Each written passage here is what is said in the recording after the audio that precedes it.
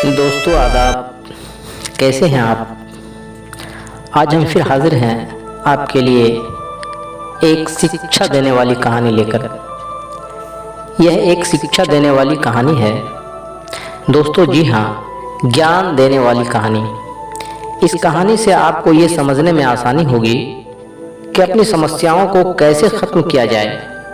कहानी के द्वारा आपको बहुत ही अच्छे तरीके से किसी भी समस्या का समाधान करने की प्रेरणा मिलेगी। जी हाँ दोस्तों, और यही हमारी वीडियो बनाने का मुख्य उद्देश्य भी है। कहानी को पूरा अवश्य सुनें, कहीं कोई महत्वपूर्ण बातें आपसे छूट न जाए। यह कहानी दो दोस्तों की है। एक गांव में दो दोस्त रहते थे जिनका नाम रहीम और गणेश था। वो दोनों बहुत अच्छे दोस्त थे।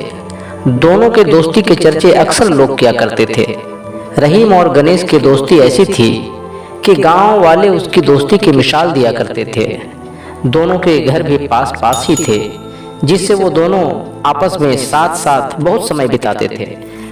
दोनों एक साथ पढ़ते थे, एक साथ लिखते थे, यहाँ तक कि कभी कभी शाम का खाना भी एक साथ ही खाते थे। लेकिन दोनों के काम करने के तरीके में काफ़ी अंतर था। गणेश अपना काम में बहुत जल्दी करता था। गणेश अपना काम में बहुत जल्दबाजी करता था और ये कोशिश करता था कि वो सबसे पहले अपना काम को ख़त्म कर ले, यानी कि वो बहुत जल्दबाजी में रहता था। और रहीम अपने काम को भले ही धीमी गति से करता था, लेकिन वो सोच समझकर हर एक पॉइंट को ध्यान में रखकर करता था, जिससे कि बाद में उसके कार्य में कोई दिक्कत ना हो। मगर वही गणेश जल्दबाजी के चक्कर में अक्सर अपने कामों में गलती कर बैठता था। लेकिन रहीम हमेशा ही काम में ज़्यादा समय लेता, लेकिन एकदम परफेक्ट रिजल्ट देता था। एक बार गणेश और रहीम दोनों सुबह की मॉर्निंग वॉक पर थे।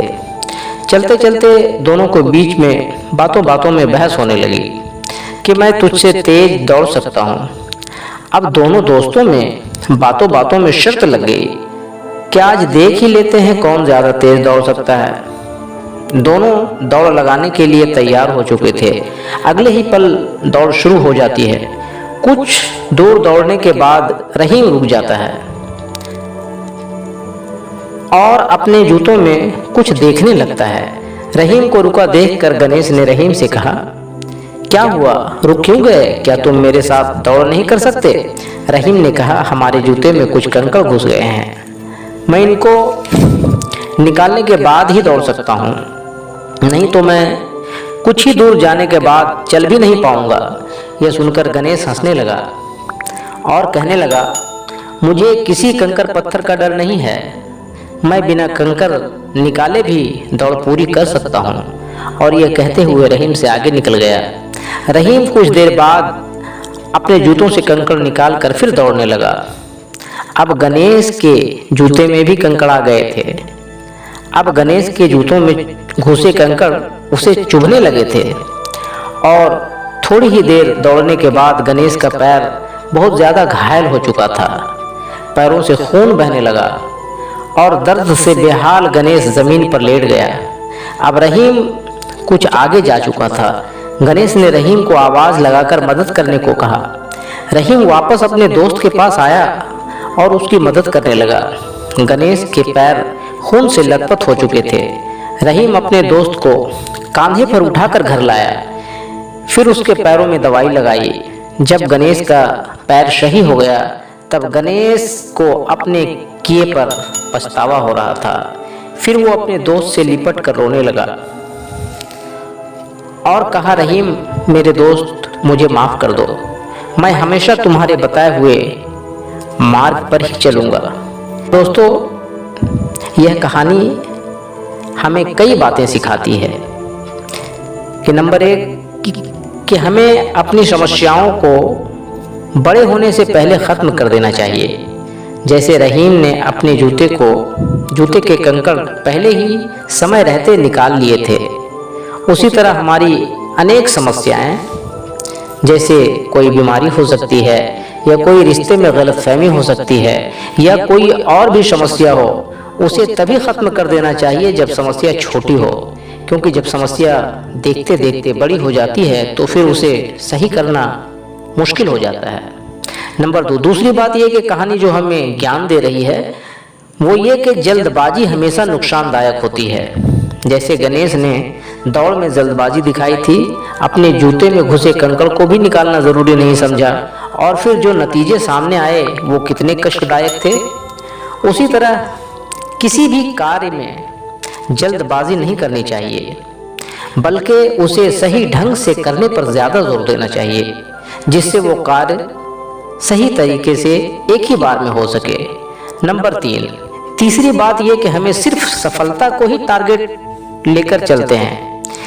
हम सिर्फ सफलता को ही टारगेट लेकर चलते हैं, लेकिन हमें अपनी सफलता के लिए सभी पहलुओं पर नजर रखना चाहिए। जैसे गणेश का टारगेट सिर्फ रेस को जीतना था, लेकिन उसने ये नहीं सोचा कि मुझे रेस जीतने के लिए अपने जूते और पैर का सही होना भी जरूरी है। दूसरी तरफ रहीम ने रेस जीतने को अपना सीधा लक्ष्य ना बनाकर उस रेस जीतने में उपयोग होने वाले सभी पहलुओं पर ध्यान दिया, तभी वो रेस जीतने में सफल हुए। जी हाँ तो दोस्तों, तभी वो रेस जीतने में सफल हुए। दोस्तों, यही है सफल होने के तरीके और मार्ग, जिस मार्ग पर चलकर रहीम ने सफलता पाई। जी हाँ तो दोस्तों, आपको ये हमारी कहानी कैसी लगी? अगर अच्छी लगी हो तो हमारा हौसला बढ़ाने के लिए हमारे YouTube चैनल को सपोर्ट करें। YouTube से जुड़ने का उद्देश्य सिर्फ और सिर्फ पूरी इंसानियत को जगाना है। जी हाँ दोस्तों, हमारा YouTube से जुड़ने का उद्देश्य सिर्फ और सिर्फ पूरी इंसानियत को जगाना है। इसलिए आप सभी दोस्तों से रिक्वेस्ट है, हमारी वीडियो को ज़्यादा से ज़्यादा लाइक, शेयर और सब्सक्राइब करें, और हमारी हर एक पैगाम आप तक पहुँचे उसके लिए बेल आइकन को भी प्रेस कर लें। बस हमारा आखिरी पैगाम, नई मंजिल नई राहें उजाला ही उजाला है, नई मंजिल नई राहें उजाला ही उजाला है, चलो हम सब जहां इंसानियत का बोलबाला है, आदमी का आदमी हर हाल में हमदर्द हो। जी हाँ मेरे दोस्तों, आदमी का आदमी हर हाल में हमदर्द हो, एक तवज्जो चाहिए बस आपका मेरी तरफ। जी हाँ तो दोस्तों, अब हमें दीजिए इजाज़त, हम फिर मिलेंगे अगले वीडियो में। तब तक के लिए आप लोग हंसते रहें, मुस्कुराते रहें, गुनगुनाते रहें। आदाब, नमस्ते, सत श्री अकाल, अस्सलामु अलैकुम, अल्लाह हाफ़िज़।